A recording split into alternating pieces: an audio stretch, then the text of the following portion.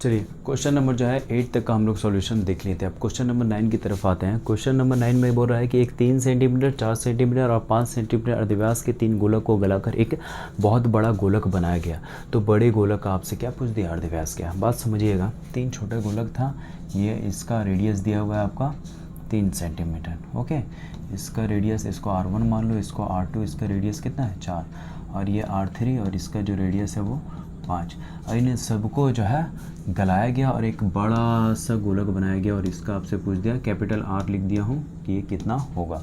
ठीक है, मतलब 3 छोटा गोलक है, 1 2 3, इन सबको गलाया गया और एक बड़ा सा गोलक तैयार किया गया। तो ये जो बड़ा गोलक बना उसका R पूछा है क्या होगा। ठीक है, बात समझोगे। चलिए इसका सॉल्यूशन किया जाए। तो देखो क्वेश्चन के अकॉर्डिंग यदि देखा जाए तो बड़े गोलक का आयतन, किसका, बड़े गोलक का आयतन, जो बड़े गोलक का आयतन होगा वो क्या होगा, 3 छोटे गोलक का आयतन। तो लिख सकता हूँ बराबर 3 छोटे गोलक का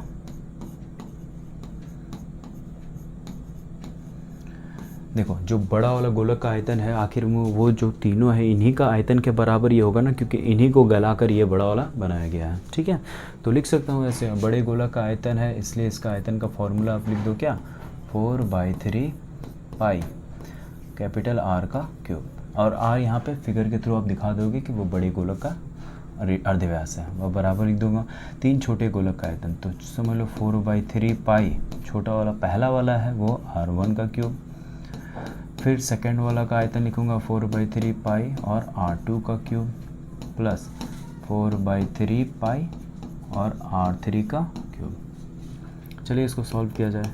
देख रहा हूँ यहाँ से 4/3 पाई R का क्यूब जो है, लेकिन इन तीनों से देखो कॉमन क्या आ रहा है आपका, 4/3 पाई। आप ले लो 4/3 पाई कॉमन, तो यहाँ पे क्या बच गया, R1 का क्यूब, प्लस यहाँ पे R2 का क्यूब, और प्लस यहाँ से आपका R3 का क्यूब। अब बात समझोगे, 4/3 पाई, यहाँ से 4/3 पाई कट जाएगा, तो बचा क्या आपका फाइनली R का क्यूब। अब बराबर R1 का क्यूब, R2 का क्यूब और R3 का क्यूब। अब R1 का वैल्यू कितना है 3, तो 3 का क्या हो जाएगा क्यूब, प्लस फिर 4 का क्यूब और प्लस फिर 5 का क्यूब। लिख सकता हूँ कि R का क्यूब बराबर 3 × 9 = 27, 4 × 16 = 64 और 5 × 25 = 125। ठीक है, तो R का क्यूब, बात समझोगे, बराबर इन सबको जोड़ दो तो 5 4 9 9 और आपका 6, 16 का 6। ठीक है, 16 का 6। अब कैरी कितना है 1, और 6 2 8 9 1 10 1 11 का 1 कैरी 1 और 1 1 2 216। अब 216 को हम लोग क्या लिख सकते हैं, तो R का क्यूब बराबर लिख सकते हैं, ये 6 का क्यूब होता है, तो क्यूब से क्यूब काट देंगे तो क्या हो जाएगा आपका फाइनली जो R निकल के आया बराबर 6 सेंटीमीटर। ठीक है, यही हमको चाहिए था, बड़े गोलक का अर्धव्यास। तो बड़े गोलक का अर्धव्यास निकल के आ गया है। ठीक है, यही हमें चाहिए था, बड़े गोलक का अर्धव्यास।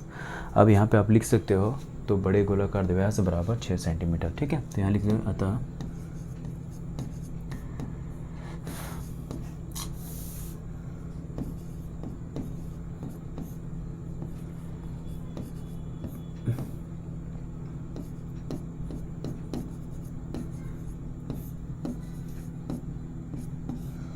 बड़े गोलक का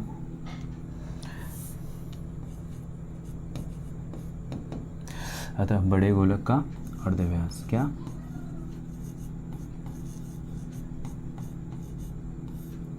6 सेंटीमीटर होगा।